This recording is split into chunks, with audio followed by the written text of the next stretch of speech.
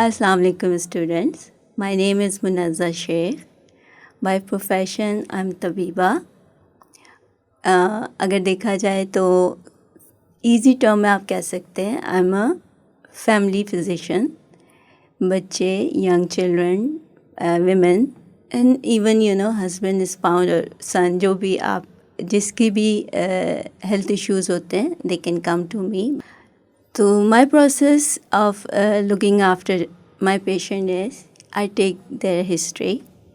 उस हिस्ट्री के बेस पर उनकी प्रॉपर डायग्नोसिस होती है. डायग्नोसिस के बाद जो टेम्परामेंट होता है उस टेम्परामेंट के मुताबिक उनको मेडिसिन प्रिस्क्राइब की जाती है जो रिस्पेक्टिवली उनके मिजाज पर, उनकी हेल्थ पर पॉजिटिव इफ़ेक्ट डालती है और वो इफ़ेक्ट उनको लाइफ में अपने जितने भी नॉर्मल रूटीन वर्क है हेल्प करती है काम करने में और वो हेल्थ की तरफ गामज़न हो जाते हैं. अस्सलाम वालेकुम लिसनर्स, मैं हूं आपका होस्ट अहमद मुश्तबा और आप सुन रहे हैं BU रेडियो. सुनने के साथ साथ आप हमें हमारे YouTube channel BU radio Karachi पे देख भी सकते हैं जी. तो आज के अपने इस प्रोग्राम में हम बात करेंगे. हमारे साथ मौजूद हैं मिस मुनज़्ज़ा शेख जो कि फेमस हर्बलिस्ट हैं and she is also hijama therapist with experience of more than 5 years. इनकी जर्नी के बारे में बात करेंगे और जानेंगे इनसे कि क्या डिफ़िकल्टीज़ थी जो इन्हें फ़ेस करनी पड़ी, क्या क्योंकि she is also the one जो कि ख़ुद उसकी पेशेंट रही हैं. तो इनसे बात करेंगे और जानेंगे कि क्या एक्सपीरियंस इनका रहा है, स्टूडेंट्स को कैसे मोटिवेट करना चाहेंगे. तो बढ़ते हैं अपने गेस्ट की जानिब. जी अस्सलाम वालेकुम मैम, कैसी हैं आप? वालेकुम अस्सलाम, अल्लाह का शुक्र है. फ़र्स्ट ऑफ़ ऑल तो मैम थैंक यू, आप आई, आपने टाइम दिया हमें. और जैसा कि अभी हम आपके इस टॉपिक पे बात करेंगे बेसिकली हर्बल फिजिशियन. तो सबसे पहले मैम प्लीज़ बताइएगा कि क्या चीज़ थी जिसने आपको इंस्पायर किया इस फील्ड में आने के लिए and what do you love most about your work. मतलब क्या चीज़ आपको सबसे ज़्यादा पसंद है? Actually it's a long story. शऊर की आ गई मैं कहूँगी क्योंकि हम सब एज ह्यूमन बीइंग हर चीज़ पे गौर व फिक्र करते हैं. तो नेचर से करीब होना अच्छा होता है. ये लाइफ तो वैसे आप जानते हैं कि बहुत छोटी है और गुजर जानी है. तो एक्चुअली व्हाट इंस्पायर्ड मी वो नेचुरल थिंग्स थे, हर्ब्स थे और I was my self asthma की पेशेंट थी. काफ़ी अर्से मेडिसिन लेती थी और कुछ क्यों नहीं होता था. It was constant medicine taking process और वो आप फेड अप हो जाते एक टाइम पर. इन्हेलर भी होता था. फिर आहिस्ता आहिस्ता आई फाउंड आउट कि ज़्यादा और अच्छी चीज़ें भी हैं हर्ब्स में. I study. फिर मैंने आहिस्ता आहिस्ता पढ़ना शुरू किया, कुछ चीज़ें बनाई, कुछ दवाइयाँ खाई तो it worked and was a miracle treatment sort of a thing. फिर हुआ ये कि जब मैंने कुछ चीज़ें प्रोडक्ट खुद की बनाई तो समबडी रिकमेंडेड मी कि आप इसको प्रॉपर तरीके से पढ़ लो. तो when I studied it took me 5 years. फिर हाउस जॉब होता है, फिर प्रैक्टिस होती है आपकी. बिल्कुल ऐसा ही है. तो मैम आपने बताया कि आपके 5 years का आपका एक्सपीरियंस रहा है और आप खुद भी इसकी पेशेंट रही हैं. तो क्या आपकी बेसिकली वो टाइम जो जोन था उसमें आपने क्या क्या फेस किया और मतलब क्या डिफ़िकल्टीज़ आई, प्रॉब्लम्स आई, आपने उसे कैसे फेस? देखिए जैसे ही सीज़न चेंज होता था डस्ट एलर्जी शुरू हो जाती थी तो उससे कंजेशन होता था. पूरा थ्रोट आपका ब्लॉक हो जाता है, उसमें स्वेलिंग आती है और आप इजीली सांस नहीं ले सकते. और ये मेरे साथ नहीं है, हर बहुत सारे पेशेंट के साथ है. वो फिर वैक्सीन यूज़ करते हैं या फिर मेडिसिन यूज़ करते हैं. इसकी मेडिसिन थोड़ी सी हार्ड होती हैं.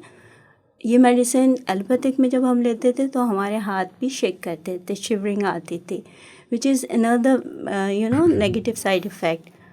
हुआ ये कि इसको कोप करने के लिए फिर मैंने हर्ब्स पे कन्वर्ट किया अपना सारा मेथड ट्रीटमेंट का और इट वर्कड वेल मिरेकल्सली. मिरेकल इसमें यह था कि इससे कोई मुझे साइड इफ़ेक्ट नहीं आ रहे थे. मेरी जो ऑफिस की छुट्टियां होती थी या मैं बेड रिडन रहती थी वो ख़त्म हो गया था. ठीक है, सही. अच्छा मैम ये बताइए कि कॉमन मिसकंसेप्शंस यानी क्या है इस बारे में, मतलब हर्बल मेडिसिन से रिलेटेड. मतलब बहुत सी बातें होती हैं कि लोग कुछ कह रहे होते हैं. अरे मिसकंसेप्शन बहुत हैं बिकॉज हम लोग रिसर्च नहीं करते. हमारी हिकमत में हकीम जो हजरात हैं वो इतना ही लुक आफ्टर कर सकते हैं पेशेंट का जितना पेशेंट उन्हें बताता है. हमारी जो ट्रीटमेंट प्लान्स होते हैं और ये इसको रिकॉर्ड नहीं किया जाता, जिसकी बेस पे हम एक डेटाबेस बना सकें और इसको ऑथेंटिकेट करवा सकें इन द इंडस्ट्री। इस वजह से हम लोग थोड़ा सा पीछे हैं, थोड़ा नहीं काफ़ी पीछे हैं, बट स्टिल मेडिसिन की जिसको नॉलेज है और वो क्वैक नहीं है, आपको प्रॉपर मेडिसिन दे रहा है एज पर योर टेम्परामेंट और रिस्पेक्टिवली आपको सूट भी कर रही है वो मेडिसिन, तो आप खुद ब खुद क्योर होना शुरू हो जाते हैं। ठीक है। अच्छा मैम, थोड़ा सा मिसकंसेप्शन के बारे में बताइएगा प्लीज़, कि आपको पता है कि आज की सोसाइटी के अंदर लोग इसके बारे में बातें भी करते हैं, तो क्या चीज़ें हैं मतलब जो मिसकंसेप्शन लोगों के माइंड में आजकल बैठी हुई हैं इस बारे में? देखिए, हर्बल मेडिसिन अगर आप स्टडी करें तो ज़्यादातर दवाएं बनती ही हर्ब से हैं, चाहे हमारी हो चाहे एलोपैथिक की हो, बस उसमें साइंस डिफरेंट है। बिल्कुल। और उसका method of processing medicine is different. ठीक है। उसमें कुछ केमिकल यूज़ हो जाते हैं टू प्रिजर्व द थिंग्स, अब उनको एक अलग मेथड से यूज़ किया जाता है, हमारी मेडिसिन अलग यूज़ होती है। It's a old time tested method और इसमें कोई प्रिजर्वेटिव और इस तरह की मेडिसिन यूज़ नहीं होती जो हार्मफुल होती हैं फॉर द हेल्थ। मिसकंसेप्शन ये है कि हमारी मेडिसिन किडनी ख़राब करती हैं, विच इज़ नॉट ट्रू, क्योंकि हम लोग अगर टेम्परामेंट वाइज रिस्पेक्टिवली दवाई देंगे तो वो आपकी किडनी कभी ख़राब नहीं करेंगी। किडनी यस क्वैक मेडिसिन भी यूज़ करवाते हैं, विच इज़ रॉन्ग, उसके अगेंस्ट मैं भी हूँ और हमारा शायद जितनी भी कम्युनिटी है हुक्मा हज़रात की, वो भी उनके अगेंस्ट है कि आप सही लाइसेंस हकीम के पास जाएं ताकि आपको प्रॉपर दवा मिल सके। अच्छा, आपने बताया कि किडनी ख़राब होती है, तो ये एक र्यूमर है या फिर ये वाकई में होती है? It's a rumour. मतलब ऐसे कोई पेशेंट्स आपके पास कंप्लेंट्स तो नहीं आई? नहीं, हमारे पास कंप्लेन नहीं आती। हम तो खुद किडनी के फेलियर के पेशेंट को भी देखते हैं, क्रॉनिक डिजीज़ेस भी देखते हैं। हम कोशिश करते हैं कि उसको रिवाइव कर सकें किडनी को, और बहुत माइल्ड सी हल्की दवाएं देते हैं ताकि पेशेंट पे असर हो सके। उनको डाइट से, उनके लाइफ स्टाइल से उनको जो ट्रीटमेंट दिया जाता है वो उनके इफ़ेक्टिव भी होता है और वो रिकवरी की तरफ आते भी हैं। ठीक है।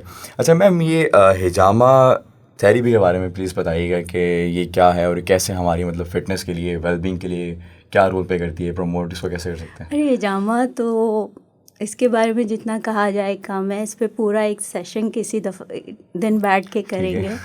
एक्चुअली ये तो सुन्नत भी है और जो चीज़ सुन्नत है उसमें आप जानते हैं कि नुकसान नहीं होता।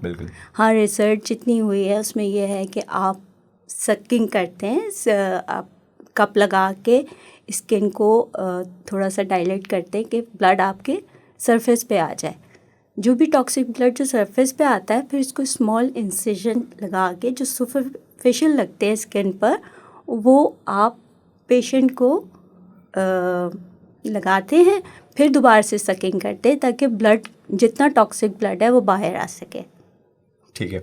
अच्छा, कोई ऐसी मैम सक्सेस स्टोरी आपकी हो, किसी ऐसे पेशेंट के साथ रही हो जो आप शेयर करना चाहें ऐसे? अरे बहुत है, अभी तो अगर हर पेशेंट की बताऊंगी तो टाइम नहीं, लगेगा, सबसे ज़्यादा लेकिन अगर आप देखें तो मैं खुद एक मिसाल हूँ अपनी, क्योंकि इसमें अगर मैं एस्थमेटिक पेशेंट होने के बावजूद कोई मेडिसिन यूज़ नहीं कर रही तो इट्स अ गुड साइन। इसके अलावा बहुत से एंजाइटी डिप्रेशन के पेशेंट हैं जिनको देखा है। असल में ये होलिस्टिक साइंस है, आप सिर्फ दवा से पेशेंट को सही नहीं करते, आप उनकी लाइफस्टाइल चेंज करवाते हैं। आप उनको कहते हैं कि आप प्लीज़ अपनी डाइट सही करें, आप अपने स्केड्यूल को देखें कि आप सुबह से लेकर शाम तक क्या ऐसा करते हैं जो गलत हो रहा है, उसको ऑर्डर में लाएं, लाइफ में डिसिप्लिन लाएं, तो हर चीज़ नॉर्मलाइज होना शुरू होती है। प्लस हम जब एंजाइटी और डिप्रेशन ही देख लें, उसमें हिजामा कर देते हैं तो बहुत सारे टॉक्सिन जो ऑब्स्ट्रक्शन होती हैं ब्लड वेसल के अंदर, वो भी दूर हो जाती है। अब वो रिकवरी पे आता है पेशेंट, और बाद में जो दवाएं मिलती हैं ना, दैट्स आवर वो तो आपके लिए मतलब नहीं, दैट्स आवर गिफ्ट जो हम कहते हैं कि हमने अर्न किया है, और उसके बाद जो सेटिस्फेक्शन हमें मिलती है वो आई थिंक इट्स नॉट, वो तो इट्स समथिंग जो आप किसी और प्रोफेशन में इतना इजीली नहीं ले सकते। बिल्कुल। नहीं बिल्कुल ऐसे ही है, और पेशेंट्स भी आपके फिर बन जाते होंगे, पेशेंट्स कहते हैं हम क्लाइंट्स पेशेंट बनते हैं, रेफ़र भी करते हैं, और फिर माशाल्लाह फिर वो चेन अप होता है आगे, और कंटिन्यू जर्नी हो जाता है आपका। सही है मैम, ऐसे ही होता है। अच्छा कोई ऐसे आप रिकमेंड करना चाहेंगी, कोई सिंपल चीज़ें होती हैं ना कि इजी वे टू मतलब फाइंड हर्ब्स, कि मतलब जो ढूंढ सकें कोई, अगर आप उस बारे में बताना चाहें।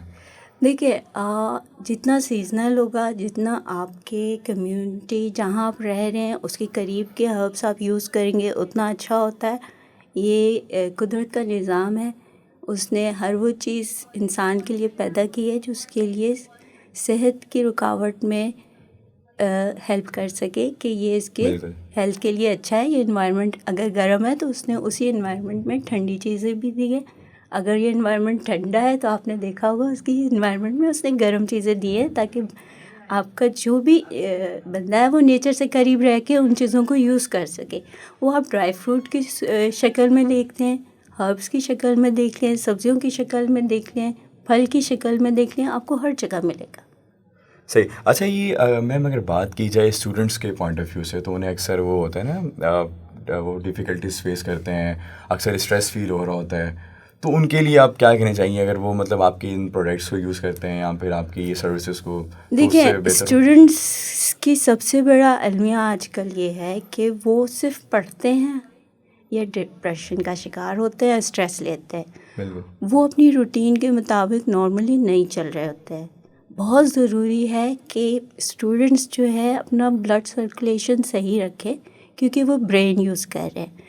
जब तक आपका सर्कुलेशन ब्रेन तक नहीं आता, आपका ब्रेन स्ट्रेस आउट होगा फॉर सम टाइम। जब आप उसको रेस्ट देंगे प्रॉपर तो वो फिर रिकवर होता है। आपकी आई साइट पर इफ़ेक्ट पड़ता है तब स्ट्रेस आता है। जैसे ही आई साइट पे स्ट्रेस आएगा आपका लिवर अफेक्टेड होगा, तो लिवर को भी कंट्रोल करें अपनी डाइट से प्रॉपर।